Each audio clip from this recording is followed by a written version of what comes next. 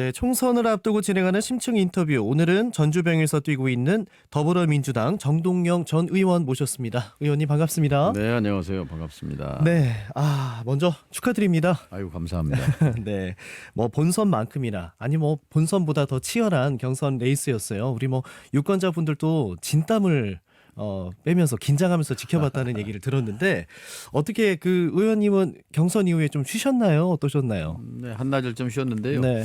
말씀대로 정말 저만큼이나 이 지지자들이나 시민들께서 관심과 또 애타는 심정으로 기다리셨던 것 같아요. 네네. 감사하죠. 네. 몸살은 안 나셨어요? 예, 괜찮습니다. 알겠습니다. 뭐 여론조사 내내 팽팽한 접전이 이어졌던 것 같은데 스스로 꼽는 승리 요인은 뭐라고 보시나요? 바람이죠.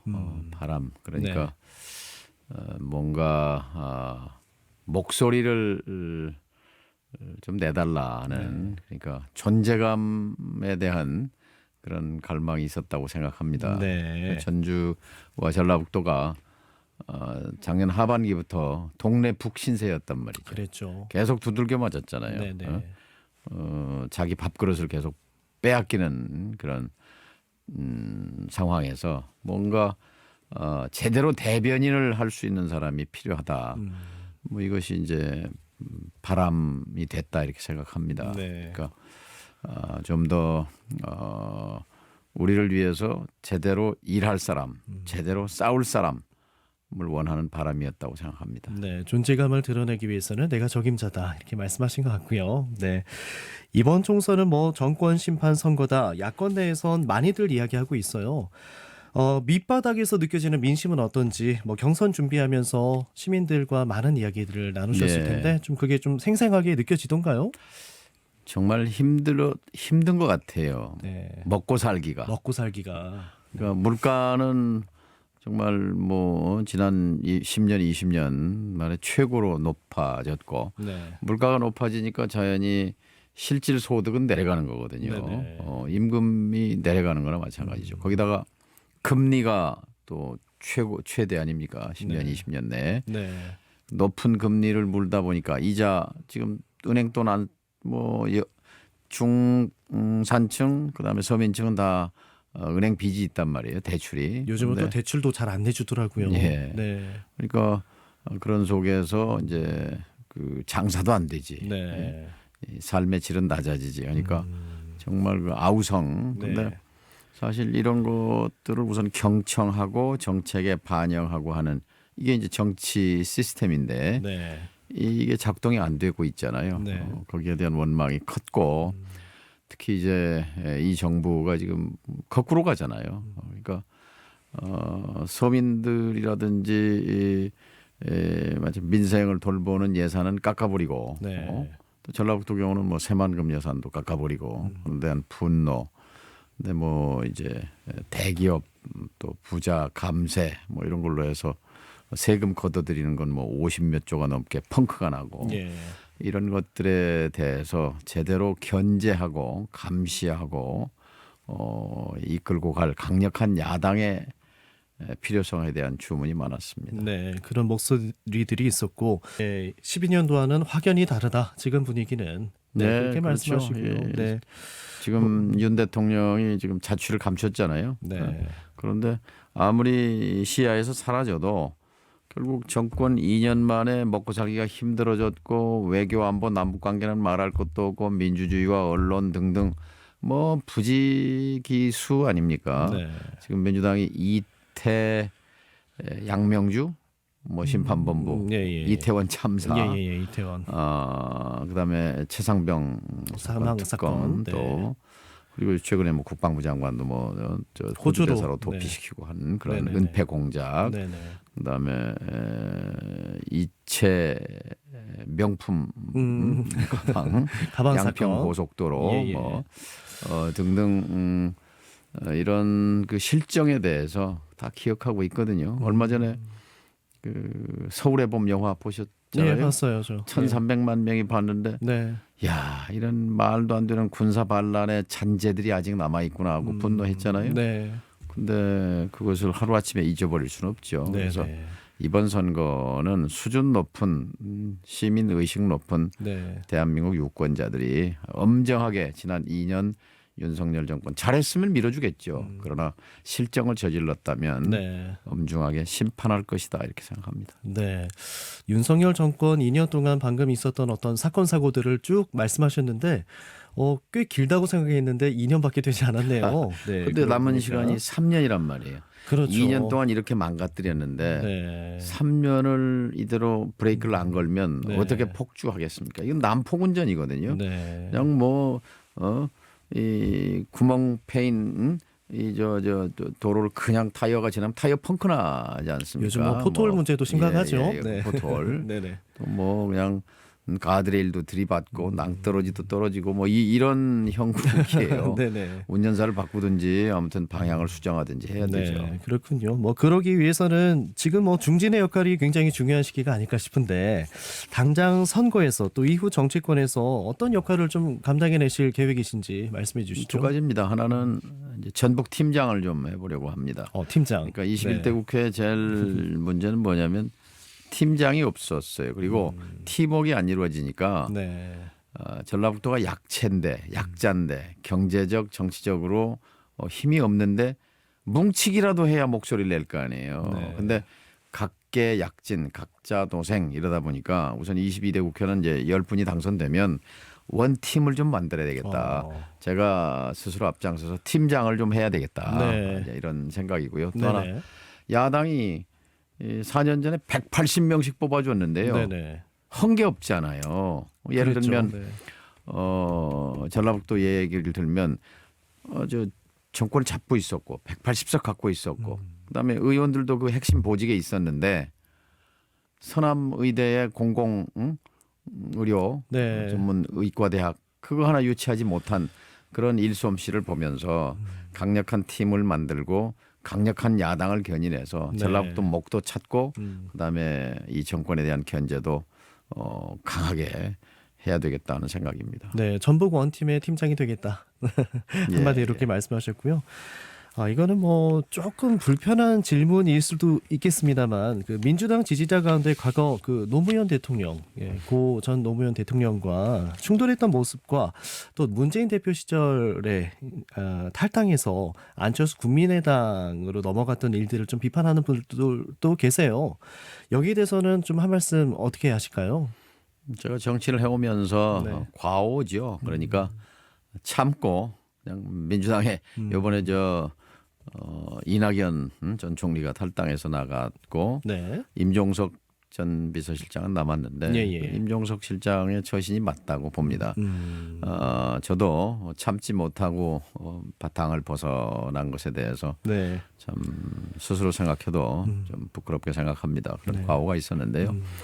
예를 들면 이제 2016년 선거를 앞두고 8년 전입니다. 네. 제가 고향 순창에 집거하고 있을 텐데 그때 민주당의 문재인 대표가 저를 찾아왔어요. 순창으로. 예. 아마 전라도 산골까지 찾아온 건 처음일 겁니다. 네네. 안철수 씨도 저를 순창 폭흥으로 찾아왔어요. 같이 하자고. 네네. 근데 그때도 제가 고민을 했죠. 그러니까 다시 민주당으로 돌아가서 정치를 할 것인가. 문재인 대표가 이제 구체적으로 손을 내밀었으니까요. 네네. 그 손을 잡을 것인가. 아니면 안철수 씨가 저랑 같이 이 다당제 제3당을 이렇게 세웁시다 하는 제안을 받을 것인지 그 두 개를 놓고 근데 결국 그 기준은 민심이었거든요. 네. 당시 전라북도의 민심, 호남의 민심은 압도적으로 반문재인이었어요. 네. 제3당이었어요. 정치인은 물고기고 이 민심은 물이거든요. 그러니까 물을 떠나서 물고기가 살 수는 없는 건데 네. 그러나 되돌이켜 보면 그 판단 역시 단견이었습니다. 지금 안철수 씨가 어디가 있습니까? 그걸 잘 분별해지 사람을 제대로 못 본 거죠. 그 점을 부끄럽게 생각합니다. 뭐 그때 당시에는 굉장한 바람이었고 또 그때는 또 좀 새로운 정치에 대한 기대감 때문에 예. 뭐 전북에서도 뭐 국민의당이 굉장히 그래서 선전을 호남에서는 했잖아요. 그냥 휩쓸었죠. 근데 그랬죠. 네. 이 겉으로 보이는 그 짧은 승리였는데 결국 네. 실패한 정치였습니다. 네. 그래도 뭐 깔끔하게 과거를 인정하시고 이제 만회할 수 있는 기회가 좀 다가오고 있으니까 더 열심히 뛰어주시리라 예. 믿고요. 그러고 보니까 올해가 또 고 노무현 전 대통령 탄핵 20주년이 되는 예. 해더라고요. 2004년 총선 당시 뭐 열린우리당 의장으로서 과반을 이끌었던 기억도 좀 생생하게 날 것 같은데요. 예. 네. 노 대통령 탄핵은 당시 신생정당 불과 44명밖에 국회의원이 없었는데 그 당이 치솟아 올라가니까 네. 1등으로 이제 뛰어 올라가니까 이제 당황한 한나라당하고 잔류민주당이 이제 연합해서 탄핵으로 간 건데요. 그때 이제 열린우리당 창당 때 제가 당의장을 맡아서 선거를 지휘했고 네. 그 슬로건이 그때 이제 몽골 기병론입니다. 오. 그러니까 몽골 기병처럼 예. 속도 예. 오감 있게 국민들 삶의 현장으로 들어가서 문제를 해결하는 그런 정치. 그리고 내건 것이 이제 정치 개혁이었어요. 그러니까 네. 돈과 정치의 분리, 돈과 선거의 분리, 그리고 당원이 주인이 되는 정당.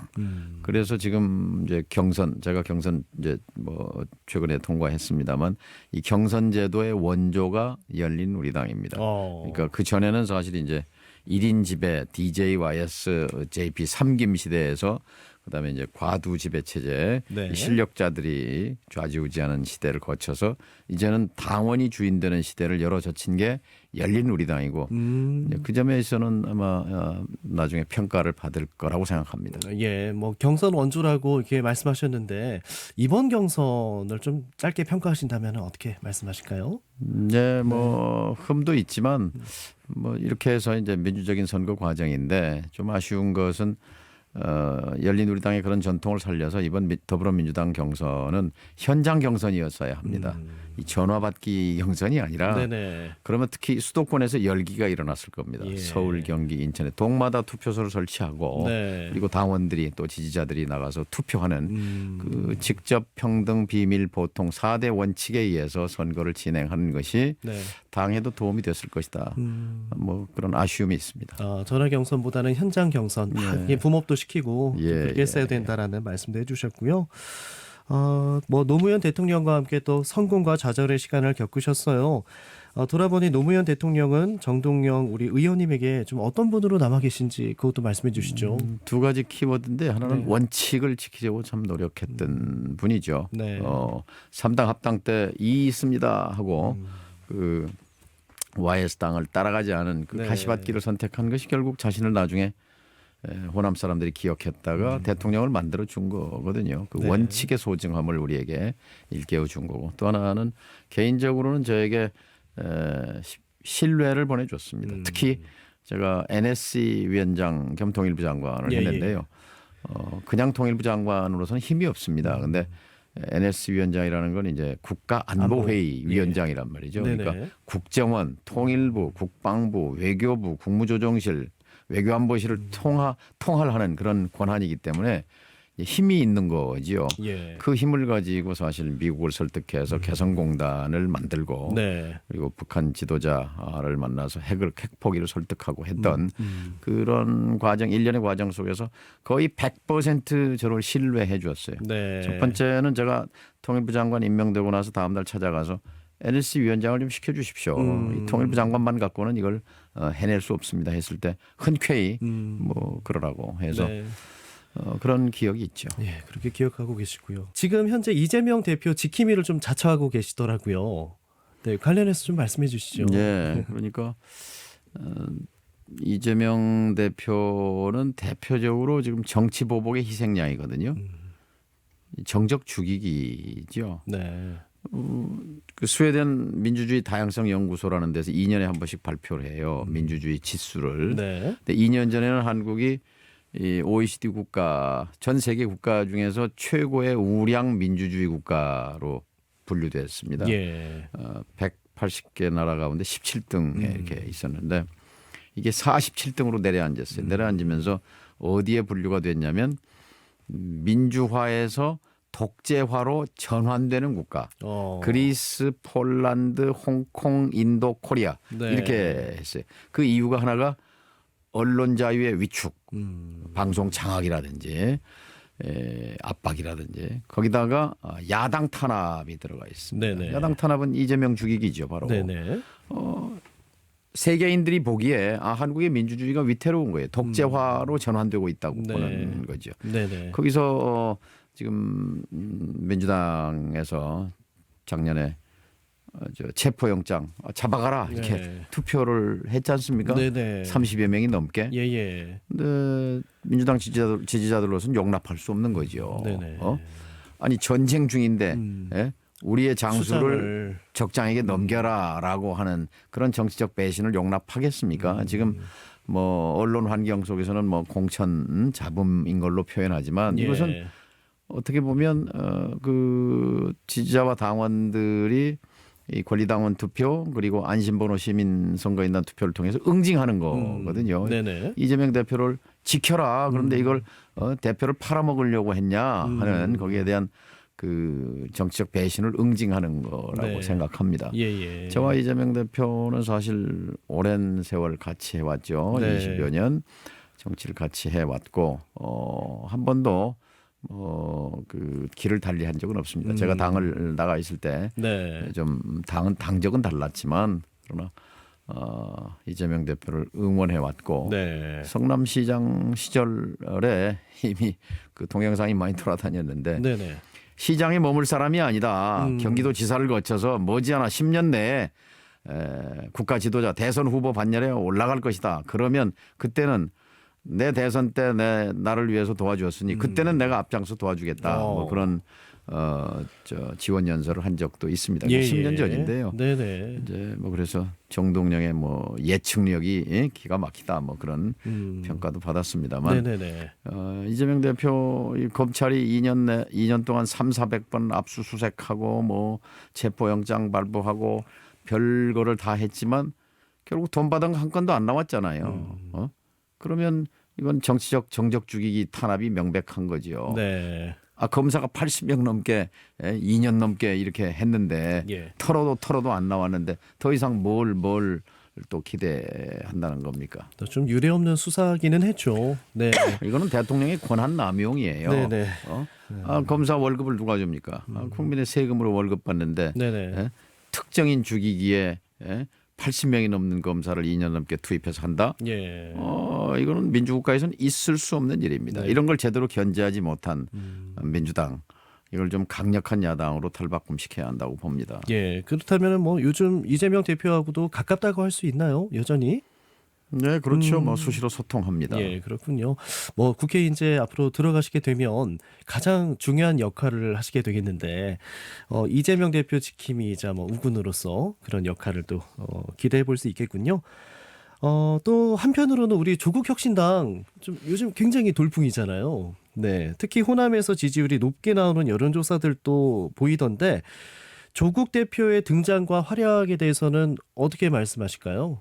그러니까 이재명 대표 죽이기나 네, 조국 전 장관 죽이기나 같은 맥락에 있는 거죠. 결이 같다. 윤석열 네. 정권에 대한 그 대표적인 피해자지 않습니까? 네네. 그러니까 당원과 지지자들이 이재명을 지켜야 된다고 응집하는 거와 조국 전 장관에 대해서 너무했다 하는 그 정서는 뭐 일맥상통하는 거죠. 근데 예, 예. 조국 혁신당은 지금 지역구에서 후보를 내서 민주당 표를 가리지 않겠다. 예, 예. 그건 안 하고 1대1로 국민의힘과 민주당이 대결하도록 하고 지역구는 내지 않겠다라고 네. 했기 때문에 민주당과는 뭐 경합 관계가 아닌 거지요. 네네. 다만 이제 비례대표 의석을 갖고 경쟁하는 겁니다만 크게 봐서 윤석열 심판이라는 궁극적 목적이 같기 때문에 네네. 우군이지요. 그리고 우군. 조국 혁신당의 등장으로 좀 더 윤석열 정권 심판이라는 그 구도가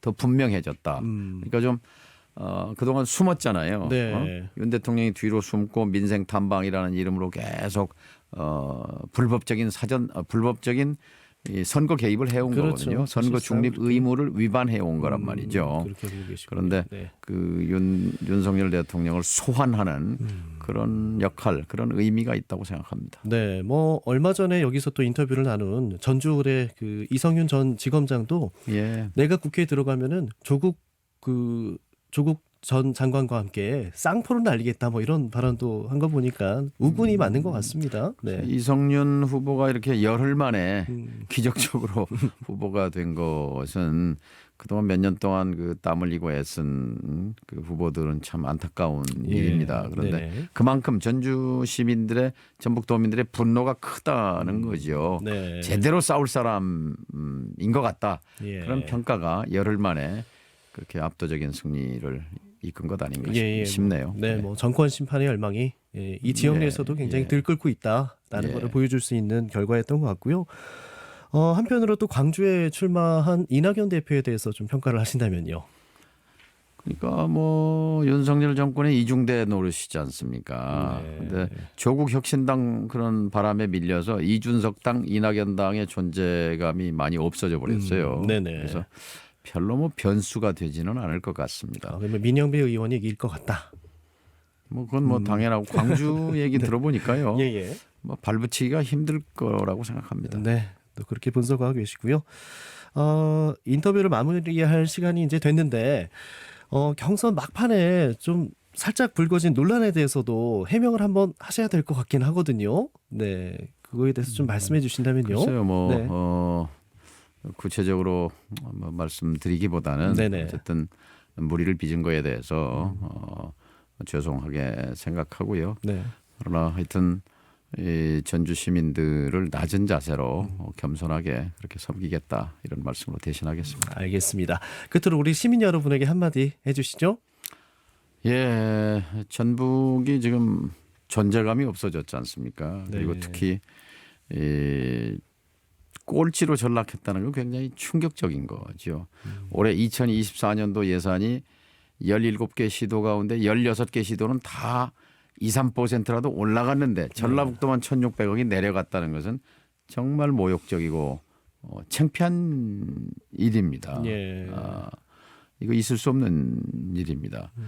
똘똘 뭉쳐서 전라북도를 위해서 싸워야 할 때고 또 상식을 파괴하는 듣도 보도 못한 이 정권의 폭정에 맞서서 싸워야 할 때고 예. 제가 선봉에 서서 전북의 팀장이 되고 싸움의 선봉장이 돼보려고 합니다. 알겠습니다. 앞으로의 뭐 열심히 뛰는 활약하는 모습 잘 지켜보겠고요. 네, 응원하겠습니다. 오늘 말씀 고맙습니다. 예, 감사합니다. 네, 자 전주병에서 뛰고 있는 더불어민주당 정동영 전 의원이었습니다.